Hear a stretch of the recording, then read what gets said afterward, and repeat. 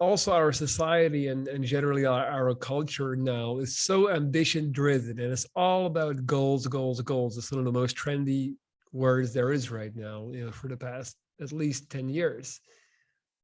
But why are we so fixated on setting goals? Like, why is it so hard for us to just kind of like go with flow and live with the moment? Is it just not sustainable? Or are we not going to stay motivated?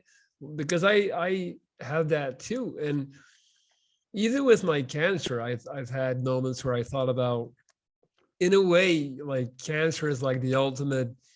It bailed me out. Like it's like the ultimate reason as to why I can say, well, I was gonna be this and this, I was gonna do this and that, but then in the end, I got sick, so I'm making the best of it. And in a weird way, that has given me a lot of happiness. And I also have talked about that when I got sick, when I was fighting my cancer and going through my chemo and my recovery, I was actually quite, if not to say very happy. And people are very shocked when I say this, but up until that point, when I was at least 23 years old when I got sick, I was just chasing money, chasing career, chasing status, and nothing was ever good enough, and it was never fast enough. And I just continuously felt like I wasn't moving quick enough and doing things big enough. And then from one day to the other, all this clutter in my mind kind of disappeared, and my life and my goal in life was reduced to one simple thing, and that was just surviving and making it to the next day. And if I could stay alive, everybody around me, my family, my friends, my doctors would be super happy and proud of me, and they would cheer me on like a champion. And I was like, this is great. I've got one clear goal. It is just to live, to make it to the next day. And I did it, and I was good at it. I was good at staying positive, which allowed me to be more positive, to be more strong. And in a way, like those were the, maybe, I said I was very happy. Obviously I wasn't happy because I had cancer, but it was very peaceful and simple in a sense, and a beautiful simplicity that I thoroughly embraced and enjoyed. And then later on again in life, when I started doing better, I again started feeling that pressure, like, what's next? What are you gonna do now? Like, you're not that sick anymore, right? So it's so crazy how I had to basically get cancer to see that. So inspiring. Thank you for sharing. And you know what I see? That you never did it for the goal. You never did it for you to stay for the goal of life, because at the end you're gonna die. At the end we're all gonna die. Even though you survived that one, you're still gonna die. So if you were like, oh, my goal is to live, then you wouldn't have gone through that process, because at the end you're still gonna die. So there's never, you're not gonna reach the goal. Your goal was the journey. The thing that you wanted to do, the thing why you keep going, was not just life, which is this one thing that we're trying to reach, that also is gonna end. The why was the day to day thing, like the experience is not life as an eternity. It's like I want to keep having more experiences, and I want to keep going through the journey, and I want to keep advancing and advancing and advancing. And that's the thing, like there's never a goal. When you think there's a goal, that's still part of a journey of something else and something else and something else.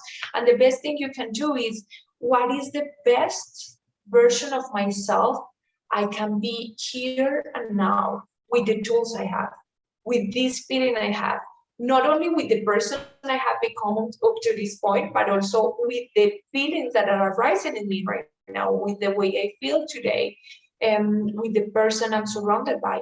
Here and now, what's the best version of myself that I'm capable of bringing, and enjoying that as a journey. I don't think that that there's a person that says like I reached this one goal and then my whole entire life was solved. That's also about success. Like success is how happy are you and how able are you to sustain that. And there's many people being successful all over the world, but it's never that one thing that after that you are a successful person. Exactly. Because it's the And journey. yes, and I think that's also why we see a lot of people who we consider successful, they can't stop. Like they are still a, I don't want to say a slave to the grind and a slave to the process, but in the sense like they can never, there is no satisfaction to be gained. There is no catharsis, no greater knowledge to be extracted. It's just like these very, wealthy and successful businessmen, they never feel like, oh, I did it. Like they stopped caring about the money ages ago. Like they're in constant need of new incentives and new goals to just keep this rush going, because once they slow down, it's like there's nothing left. And it's funny how we always idolize those people. Like we always idolize the super hard workers who are always working, and who Yeah. don't even have time to take a vacation, and who has a lot of money and things like that. But in a sense, it's like they're just, they're prisoners to their own success. I remember when I was in your country, actually, I was in Colombia. I was staying with an artist couple in Pereira. I hope I said that right, Pereira. Yes, yes, yes, yes. And beautiful city, by the way. One of the most underrated places in Colombia, because nobody talks about Pereira. Everybody talks about Medellin and Cartagena and Cali and Bogota, but nobody goes to Pereira, and you should go there. Like it's really nice. Not you. I mean people who live in Colombia. And so this artist couple, and this the man of the couple, he would have a coffee at 4 every afternoon on his balcony and just watch people. And I would always go sit with him and have a coffee and just pick his brain and listen to him. He was a very wise man, and he told me this really funny story. He said, it always stuck with me. He had a friend of his, a very successful businessman from, I think, Bogota, and he owned a summer house, like a villa, I guess, a finca. Is that what they call it? Finca, Sí, sí. right? Thank In Cartagena. But because he was a very successful businessman, he didn't have much time to go there. He only had 2 weeks a year. So, like his big vacation, he would go there for 2 weeks and that's it. But obviously, he needed somebody to take care of the house and to keep it safe, and yeah, just so that people don't run in there and rob it and all these things, and obviously the backyard. So we hired somebody for that, and then that was just basically like a butler, but living in the house and taking care of it. And on one of his many summer vacations, the successful businessman was having a drink, and he called over his butler and said, "Hey, come have a glass of rum with me. And how are things?" And they just were talking, chatting about life. And then the butler told the businessman, "Sir, can I ask you a question?" And he said, "Yeah, of course, anything." And he said, "Why do you work so hard every single day of your life just so you can live like me for 2 weeks of the year?" Like Wow. who is the successful man? Like, yes, sure, he owns the house, like he has a piece of paper on it that says it's his house, but he's back in Bogota grinding every day, getting up early, coming home late, stressed out, so he can afford these nice things. And then his whole goal is like those 2 weeks in the summer, oh, soon I'll have my 2 weeks.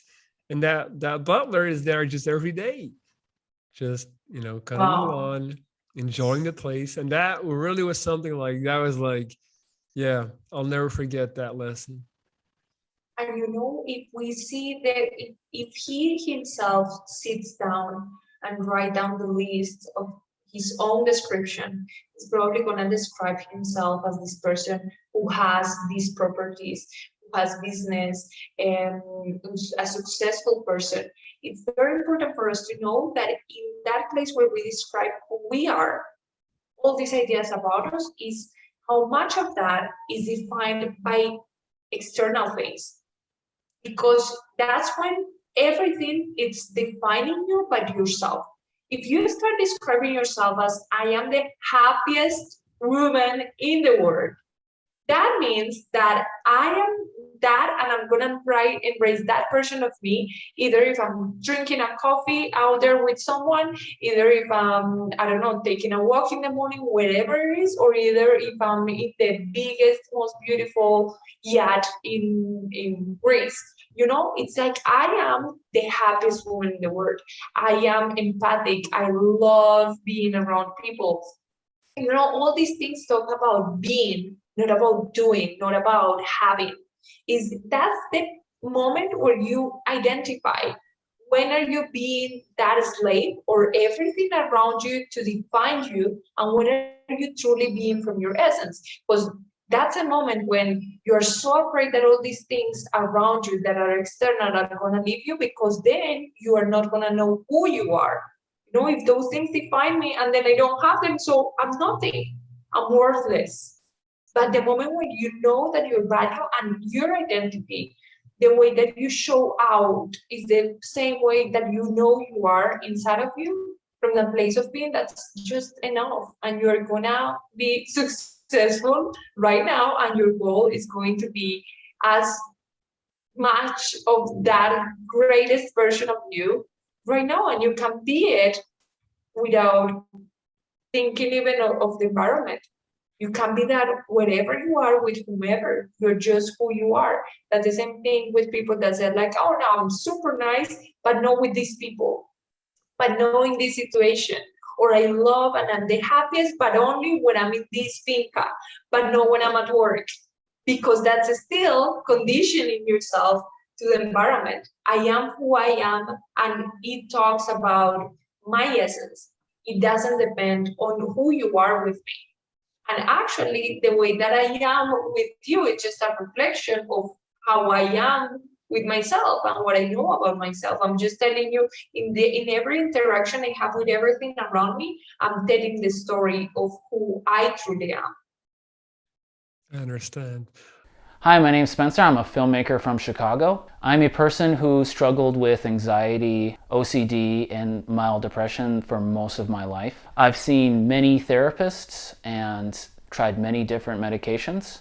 Recently, I was kind of looking for something more, to get more motivated, to get more things done, and I had just come across Lorenzo's YouTube channel. I just started binge watching, and I became so inspired about his attitude, the way he goes about things, and he just seems so genuine, so intelligent, and I just decided to reach out because I thought if he could make it through everything that he had made it through and be succeeding so well now, that he must know something. And I can safely say he does. He's so much different than any other therapist I had seen before. I felt like more of a connection. I felt that everything that he was talking about with me was from experience that he had and not just something that he learned in a book. And I think that's the biggest difference that I could honestly say. So he's helped me so much with motivation, organizing my life, more confidence, and the biggest thing is to live in the moment. And I really appreciate what I have and who I'm with and what I'm doing when I'm doing it. And that was something I've never done before. So once again, I would like to highly recommend Lorenz, aka Wounded Viking. Please hit him up for life coaching.